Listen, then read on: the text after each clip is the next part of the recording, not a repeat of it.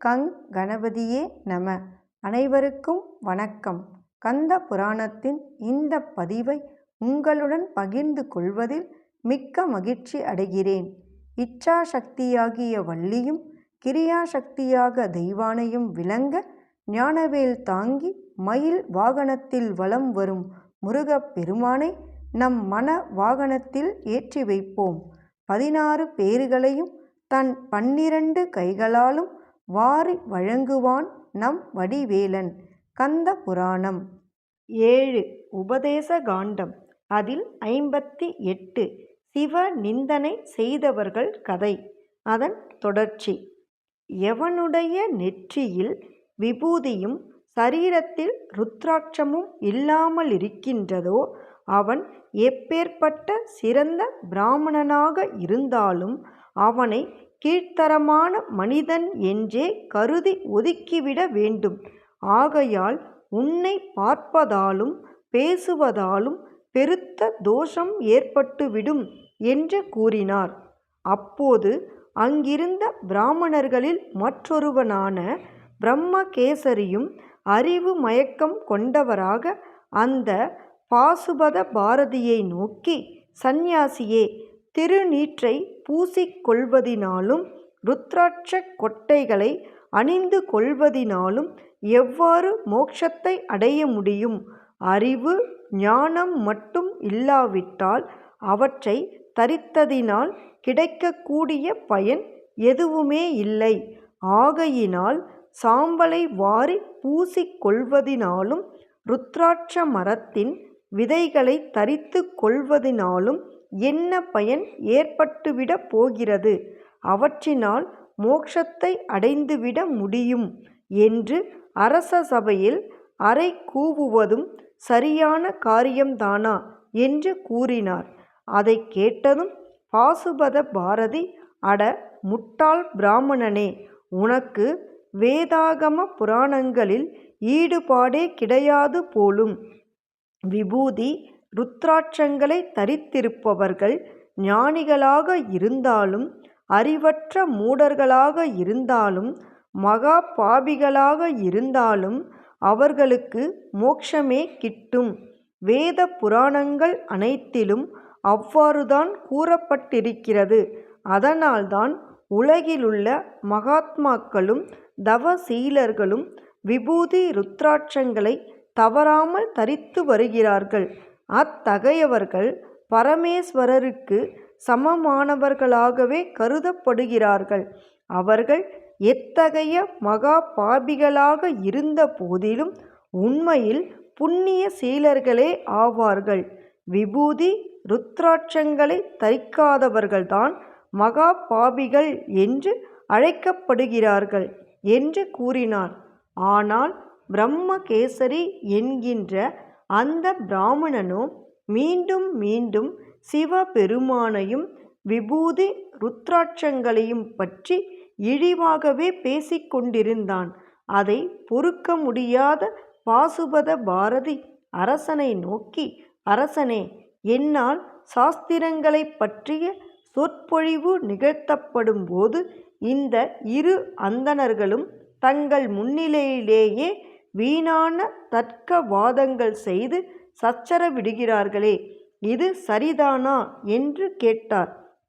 அப்போது அவருடைய சிஷ்யன் அவரை நோக்கி, குருதேவா, சிறந்த சந்நியாசியான தாங்கள் இங்கே இப்படி சண்டை போடுவது அழகல்ல. நாம் இங்கிருந்து வெளியேறி சென்று விடுவதுதான் நல்லது என்று கூறினான். உடனே பாசுபத பாரதி அவனை நோக்கி, சீடனே, இந்த பிராமணர்கள் இருவரும் மாபெரும் சிவ துரோகிகள். ஆனால் அவர்களை விரோதித்து கொள்வதினால் மட்டும் என்ன தீமை ஏற்பட்டு விடப் போகிறது என்று கூறினார். அதற்கு சீடனும், குருவே, அவர்கள் நரகத்திற்கு போனாலும் அல்லது சொர்க்கத்திற்கே போனாலும் நமக்கு என்ன கிடைத்துவிடப் போகிறது? ஆகையால் நாம் இங்கிருந்து வெளியேறி சென்று விடுவதுதான் உசிதமானதாகும் என்று கூறினான். சிஷ்யனே, இந்த ராஜசபையில் இவர்கள் இம்மாதிரி பேசும்போது நாம் இங்கிருந்து வெளியேறிச் செல்வது சரியல்ல. ஆகையால் நானும் இவர்களின் பேச்சுகளுக்கு சரியான பதில் பேசி பேசி வாதாடுகிறேன் என்று பாசுபத பாரதி கூறினார். சீடனோ மிகுந்த கோபத்துடன், நீங்கள் வேண்டுமானால் இங்கேயே இருங்கள், என்னால் இனியும் இங்கே தங்கியிருக்க முடியாது, நான் போகிறேன் என்று கூறிவிட்டு விடுவிடுவென்று வெளியேறிச் சென்று விட்டான். அதை கண்டதும் பிரம்மகேசரி அவரை நோக்கி, அடே பிராமணரே, உமக்கு கண் பார்வைதான் போய்விட்டதென்று நினைத்தேன். இல்லை, இப்போது புத்தியும் போய்விட்டதே. உம்முடைய சீடனே உமக்கு சரியான பதிலை சொல்லிவிட்டு போய்விட்டான். இனி உன் சார்பில் யார் பேச இருக்கிறார்கள் என்று இகழ்ச்சியாக கூறினார். அப்போது அங்கிருந்த பரமசாந்தர் என்னும் அந்தணர், அவன் போனால் என்ன, பெரிய சிவத்ரோகியான அவன் போனால் போகட்டும், அவனுக்கு பதிலாக நானே தங்களுக்கு கண்ணுக்கு கண்ணாகவும் சீடனுக்கு சீடனாகவும் இருந்து கவனித்துக் கொள்கிறேன். நானே உங்கள் அருகாமையில் இருந்து நாள்தோறும் பணிவிடைகள் செய்து வருகிறேன். நான் வேத சாஸ்திரங்கள் அனைத்தையும் கற்று தேர்ந்தவன். விபூதி ருத்ராட்சங்களை எப்போதும் தரித்து கொண்டிருப்பவன். ஆகையால் தங்களுக்கு சிஷ்யனாவதற்குரிய தகுதி எனக்கு இருக்கிறதென்றே நினைக்கிறேன். அதனால் கருணை கூர்ந்து என்னை தங்களுடைய சிஷ்யனாக ஏற்றுக்கொள்ள வேண்டும் என்று வேண்டினார். அதை கேட்டதும் பாசுபத பாரதி அந்த பிராமணோத்தமருடைய உடம்பை தம் கைகளினால் தடவிவிட்டு அவனுடைய கைகளை அன்பு பெருக்கோடு பிடித்து கொண்டார். பிறகு அவர், அந்தண சிரேஷ்டனே, உன்னுடைய தகப்பனாரைப் போலவே நீயும் ஒரு சிறந்த சிவபக்தனாக திகழ்வது எவ்வளவு மகிழ்ச்சியாக இருக்கிறது தெரியுமா என்று கூறினார். அப்போது அவர்களுக்கு இடையே இருந்த பத்திரன் என்னும் சந்நியாசி, யோகியே, இவன் நீங்கள் நினைப்பது போல் ஒரு சிறந்த சிவபக்தன் அல்ல. தாசிகளின் வீடுகளை தேடி அலையும் காமாந்தகாரனே இவன் என்று கூறினார். உடனே பாசுபத பாரதி, அடே பிராமணா, விபூதி ருத்ராட்சங்களை தரித்திருப்பவர்கள் எச்சமயத்திலும் எந்த இடத்திலும் மகா புண்ணியமானவர்கள்தான். அவர்களுக்கு தோஷமே கிடையாது. அப்படிப்பட்ட சிவபக்தர் ஒருவரை நீ இகழ்ந்து பேசிவிட்டாய் அல்லவா என்று கூறினார்.